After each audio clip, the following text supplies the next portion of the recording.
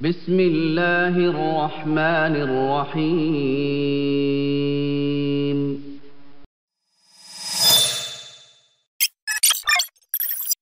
Kan orang berpikir sabar itu hanya ujian harian. Kalau sakit, kalau diganggu orang, itu bagian nomor 3 dari sabar. Sabar nomor 2, sabar meninggalkan dosa. Dan sabar nomor 1, puncaknya sabar dalam mengerjakan ketaatan kepada Allah subhanahu wa ta'ala. Nah pada saat itu Allah uji mereka. Karena mereka mau langgar, maka Allah sengaja hari Sabtu datangkan ikan-ikan yang banyak yang mereka bisa jangkau dengan tangan mereka. Demikianlah kata Allah, kami menguji mereka disebabkan mereka berlaku fasik. Karena dasarnya mereka mau melanggar. Dan ingatlah ketika satu umat diantara mereka berkata, mengapa kamu menasehatin kaum yang akan dibinasakan atau diadab Allah dengan adab yang sangat keras. Nah ini yang Allah singgung adalah kelompok tadi yang ketiga. Yang mereka tidak melarang kelompok pertama, tapi malah melarang kelompok kedua. Gitu. Dia bilang sama teman-temannya yang melarang kemungkaran ini, mengapa kamu menasehatin kaum yang akan dibinasakan atau diazab oleh Allah dengan azab yang sangat keras? Maka orang-orang yang melarang kemungkaran ini berkata, agar kami mempunyai alasan atau dalam kurung lepas tanggung jawab kepada Tuhan. Dan agar mereka bertakwa, semoga saja mereka justru baik. Maka setelah mereka melupakan apa yang diperingatkan kepada mereka, kami selamatkan orang-orang yang melarang orang yang berbuat jahat dan kami timpahkan kepada orang-orang yang zalim siksaan yang keras. Ini 2 kelompok yang sengaja tetap mancing hari Sabtu dan yang juga yang melarang orang yang mau melarang kemungkaran itu kena juga. Ya, disebabkan mereka telah berbuat fasik. Maka setelah mereka bersikap sombong terhadap segala apa yang dilarang, kami katakan kepada mereka, tanda kutip, jadilah kamu kerah yang hina. Ibnu Abbas berkata radhiyallahu anhu, Allah Ta'ala membagi umat ini atau Bani Israel menjadi 3 golongan. Golongan pertama, orang-orang yang melakukan kemungkaran, yaitu nangkap ikan hari Sabtu. Golongan kedua, golongan yang menelantarkan orang-orang yang menyuruh kepada ma'ruf dan mencegah dari kemungkaran. Golongan ketiga, golongan yang menyuruh kepada yang ma'ruf dan mencegah yang mungkar. Jadi golongan pertama yang melanggar, golongan kedua yang membiarkan kemungkaran itu tidak diingatkan, golongan ketiga yang melarang kemungkaran itu. Ketika adab turun, maka adab itu membinasakan 2 golongan pertama. Golongan yang berbuat mungkar dan golongan yang tidak mengingatkan kemungkaran itu. Sementara Allah menyelamatkan golongan ketiga dari dirubah menjadi kerah dan babi. Yaitu golongan yang menyuruh kepada yang kema'rufan dan mencegah dari kemungkaran. Sudah cukup mengenai hal itu firman Allah subhanahu wa ta'ala dalam surah Hud ayat 117. Wa ma kana rabbuka liyuhlikal qura bidzulmin wa ahluha muslihun. Sungguhnya Tuhanmu tidak akan membinasakan negeri-negeri secara zalim selama penduduknya orang-orang yang berbuat kebaikan. Jadi dari surah Hud ayat 117, Bapak Ibu perlu garis bawahi, pegang baik-baik pesan ini. Allah tidak mungkin datangkan kebinasaan massal, banjir, gempa, longsor, apa saja yang merata kena orang-orang selama penduduknya orang-orang yang baik. Gak mungkin. Tapi berarti kalau ada masalah, ya, ada datang seperti ini berarti ada masalah yang merata di masyarakat. Dan mayoritasnya justru berbuat kemungkaran. Nah, ini penting sekali untuk digarisbawahi. Oleh karena itu kita harus tegakkan amar ma'ruf nahi mungkar supaya jangan merata siksaan kena semuanya gitu ya, demi kebaikan mereka. Demi kebaikan mereka. Jadi orang-orang yang berbuat mungkar ini kalau mereka sadar kenapa kita ini memberhentikan mereka dari kemungkaran, maka mereka pasti akan berterima kasih pada kita. Tapi mereka tidak menyadari karena sebenarnya kalau dibiarkan mereka akan kena hukuman dan orang lain juga di sekitar dia kena hukuman. Kemudian beliau mengatakan selanjutnya, yakni orang-orang yang melakukan perbuatan dengan berdakwah atau menyuruh manusia kepada agama Allah. Ini yang akan selamat, tidak kena hukuman Allah SWT. Menyuruh kepada kema'rufan, mencegah dari kemungkaran, dan membimbing manusia untuk beribadah kepada Rabb mereka. Dia tidak mengatakan tanda kutip orang-orang saleh, karena kesolehan individu ada kalanya tidak berimbas kepada orang selainnya. Adapun muslih, orang-orang yang melakukan perbaikan, maka kesolehannya berimbas kepada orang selainnya dengan dakwah dan keteladanan. Pengaruhnya akan bertahan berabad-abad lamanya disebabkan perbaikan. Sebagaimana yang dilakukan para imam kaum muslimin dari kalangan orang-orang yang melakukan perbaikan seperti Imam Ahmad bin Hanbal, Ibnu Taimiyah, Muhammad bin Abdul Wahhab dan para cucunya hingga hari ini. Jadi kalau ibu dan bapak lakukan kebaikan nih, tapi mau sendirian aja, Udah deh, saya nggak usah suruh suami saya, istri saya, anak saya, masa bodoh dengan mereka. Berarti bapak ibu cuma mau buat diri sendiri. Nah, yang dalam Islam bukan itu disuruh. Kita harus menyuruh diri kita berbuat baik dan menyuruh orang lain buat baik. Masalah mereka terima tidak terima bukan urusan kita lagi. Tugas kita hanya menyampaikan. Dakwah itu hanya penyampaian, bukan penerimaan. Karena kalau target kita penerimaan, Bapak Ibu sekalian, ini repot. Karena kalau orang tolak, kita kecewa. Tapi kalau target kita penyampaian, kita tidak akan pernah kecewa. Karena kalau ditolak kali ini, dia mungkin bisa terima nasihat yang kedua, atau nasihat yang ketiga, atau nasihat yang keempat, dan seterusnya. Kan begitu. Nah, ini poin yang perlu digarisbawahi. Hendaklah diketahui bahwa siapa yang meremehkan kewajiban ini, tidak mau amar ma'ruf nahi mungkar, atau melakukan kebalikannya, justru dia yang mendukung kemungkaran. Ada orang gitu kan, udah enggak apa-apa sini sama saya pergi diskotik, nanti saya yang tanggung dosa kamu. Ya, atau dia yang traktir hotel perzinahan temannya, atau dia yang traktir minuman kerasnya, dia malah menegakkan kemungkaran itu. Dia malah dukung. Nah, ini bahaya sekali nih. Hendaklah diketahui, kata beliau, bahwa siapa yang meremehkan kewajiban ini atau melakukan kebalikannya, dia malah menegakkan kemungkaran dan melarang ma'ruf, ya. Dia larang orang sholat dan seterusnya. Maka sungguhnya dalam dirinya terdapat salah satu dari sifat munafik, bahkan ia adalah seorang munafik. Allah berfirman, al-munafiquna wal munafiqatu ba'duhum min ba'd ya'muruna bil munkari wa yanhauna 'anil ma'ruf. Orang-orang munafik laki-laki dan perempuan itu satu sama yang lain adalah sama. Mereka menyuruh berbuat yang mungkar dan mereka mencegah perbuatan yang ma'ruf. Surah At-Taubah ayat 67. Jadi orang beriman, mereka menyuruh pada kebaikan, ayo kerjakan sholat, ayo puasa, ayo gini, ayo gitu, ayo gini. Ajak teman-temannya semua. Semua orang yang dikenal diajak. Dengan target bagaimana kalau mereka kerjakan dia panen pahala. Semua kemungkaran dinasihati, jangan, nggak boleh, nanti Allah marah, nanti Allah hukum kamu, nanti gini. Terus dikejar supaya jangan melakukan perbuatan kemungkaran itu. Itu orang beriman. Kalau orang munafik terbalik. Semua orang mau kemungkar, mau sholat, udahlah nggak usah, mau pakai jilbab, janganlah, untuk apa, nanti aja. Dia malah larang orang untuk berbuat ma'ruf. Dan orang kalau buat mungkar, oh kamu hebat, kamu gini dan gini. Dikasih ya simbol-simbol prestasi kepada orang yang berbuat kemungkaran. Itu sifat orang munafik. Itu yang Allah sebutkan dalam surah At-Taubah ayat 67. Orang-orang munafik laki-laki dan perempuan satu sama yang lain adalah sama. Mereka justru menyuruh berbuat kemungkaran dan mencegah perbuatan yang ma'ruf. Karena itu kita semua berkewajiban untuk mendukung kewajiban dari agama kita ini dan menopangnya beserta orang yang menjalankannya. Kita dukung juga orang-orang yang menjalankan itu. Kita mendukung mereka dengan dukungan moral dan material. Kita hendaklah berlomba-lomba dalam amar ma'ruf dan nahi mungkar dengan kata-kata, perbuatan dan juga keadaan.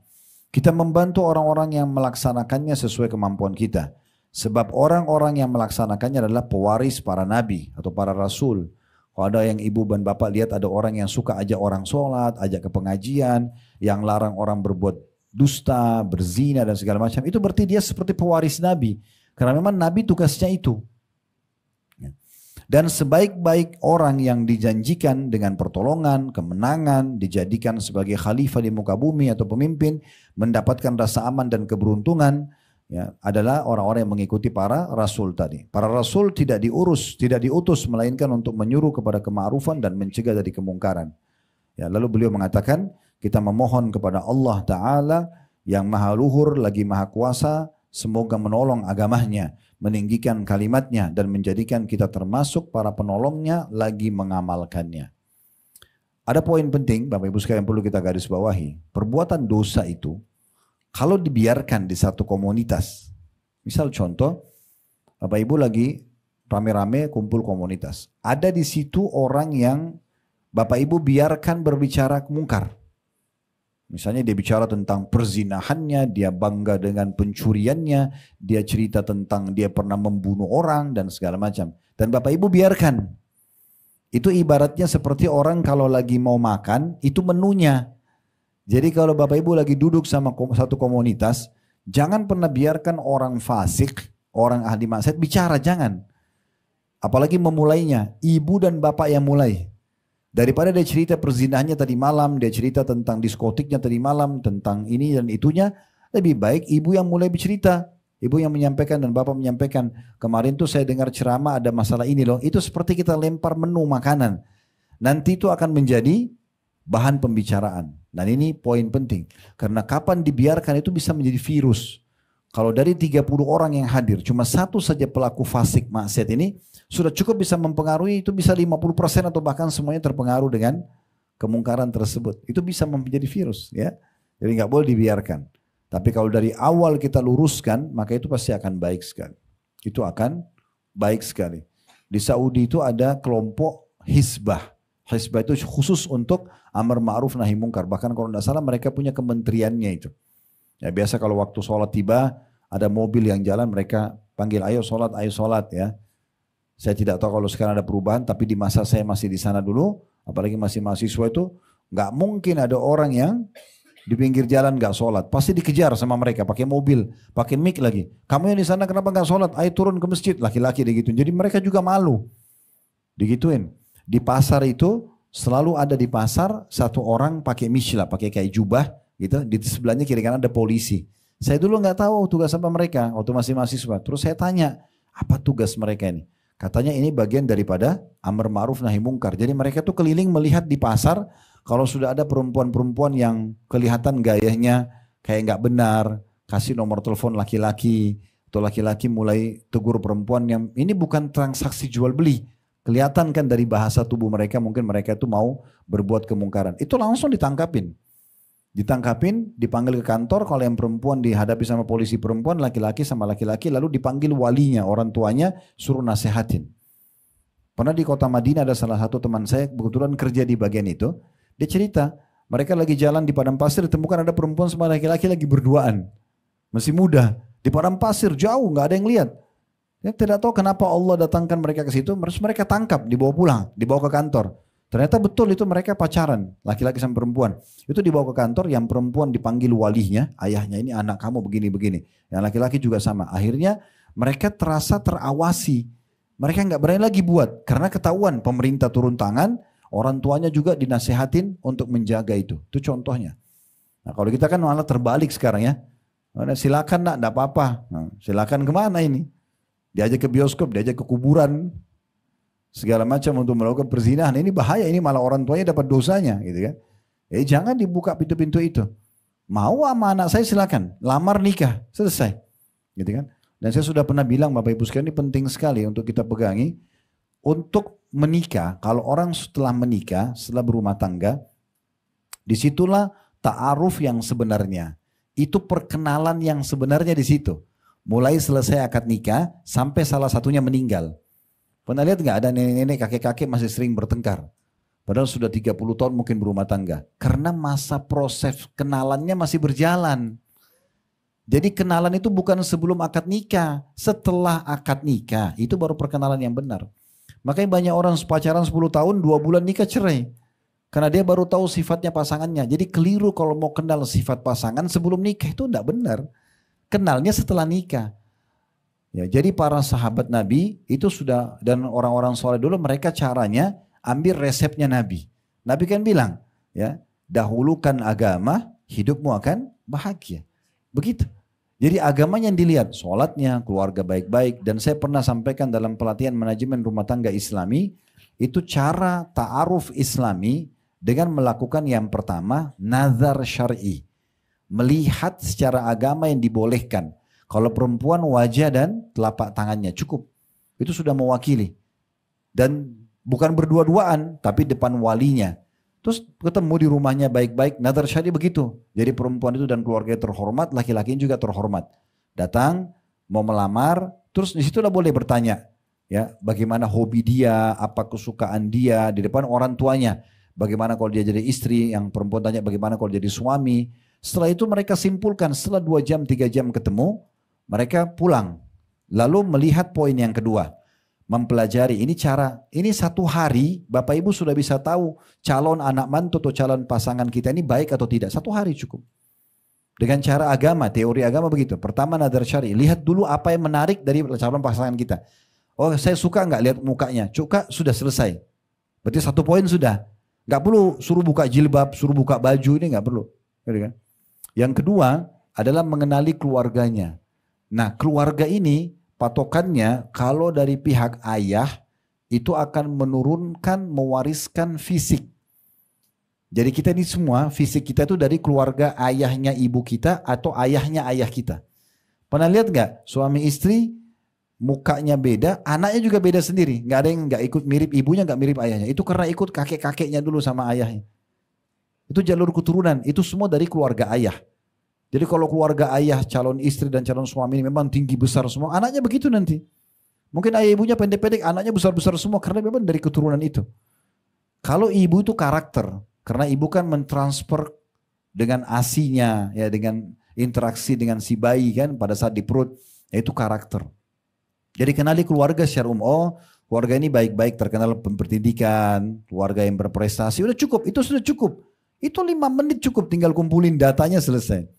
Yang ketiga, itu baru tanya lingkungannya. Lingkungan ini cuma tanya, misalnya mau nanya, kalau weekend lagi liburan kamu ngapain aja nak? Misalnya calon anak mantu.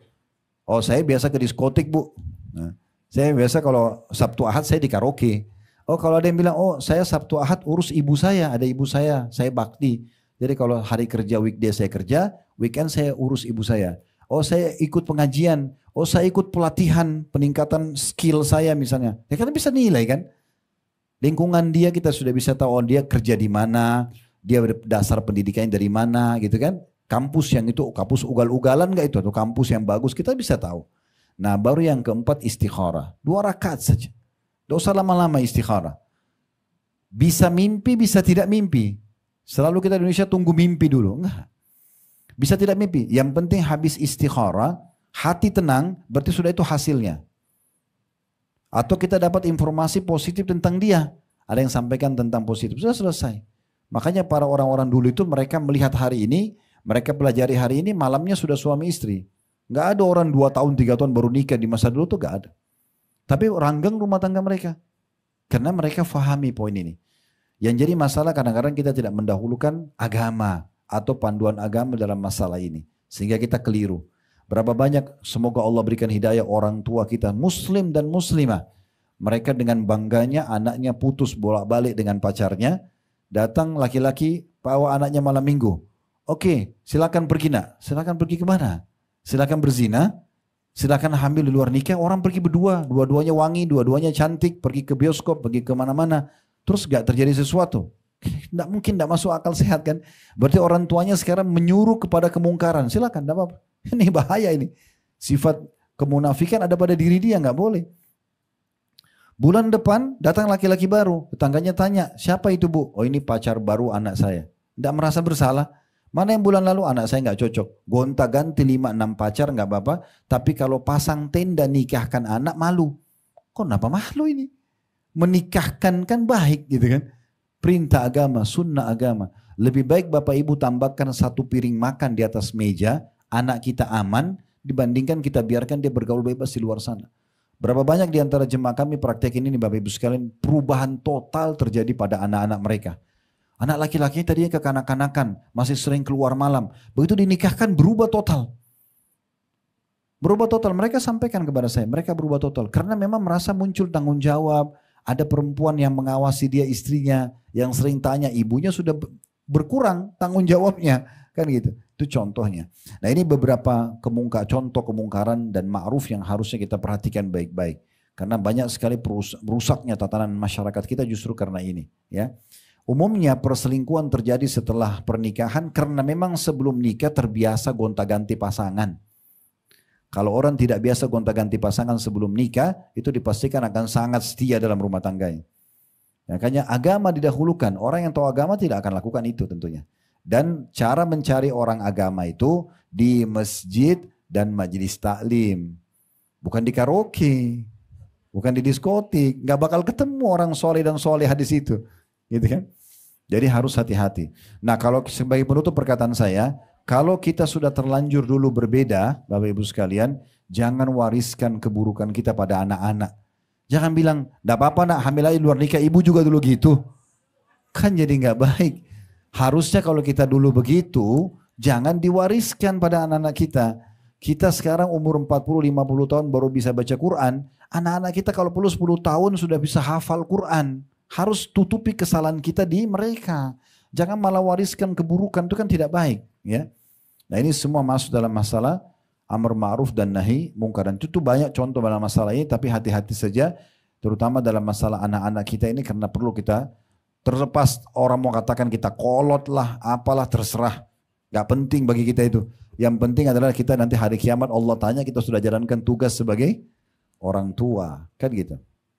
Kedepannya insya Allah kita akan lanjutkan faktor keenam, masalah menjauhi kezaliman.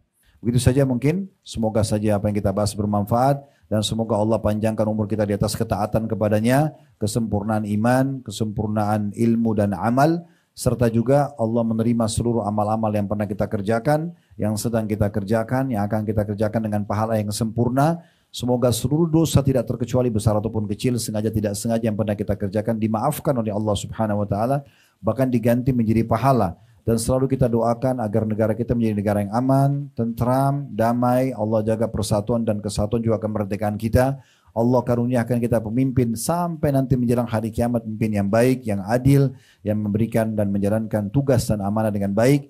Juga menjadikan masyarakat Indonesia masyarakat yang selalu gotong royong bersama pemerintah selama bukan kemungkaran atau pelanggaran dalam agama. Dan Allah makmurkan negeri kita dan jadikan juga contoh bagi negara-negara yang lain. Dan selalu kita doakan seluruh kita dimanapun mereka berada yang sedang tertindas, terutama di Palestina dan secara khusus di Gaza. Semoga Allah ikhlaskan niat mereka, terima para syuhada mereka, mulakan Islam di tangan mereka dan tangan kita semua. Dan Allah ikut sertakan kita bersama mereka di pahala, baik dengan doa, dengan harta, juga dengan jiwa kita. Dan semoga Allah satukan kita semua di surga Firdausnya tanpa hisab, mana disatukan dalam majlis ilmu yang mulia ini. Wa sallallahu nabiyina Muhammadin wa alihi wa sahbihi wa sallam. Wa akhiru da'wani alhamdulillahi rabbil alamin. Subhanakallahumma bihamdika. Asyhadu an la ilaha illa anta astaghfiruka wa atubu ilaik. Wassalamualaikum warahmatullahi wabarakatuh.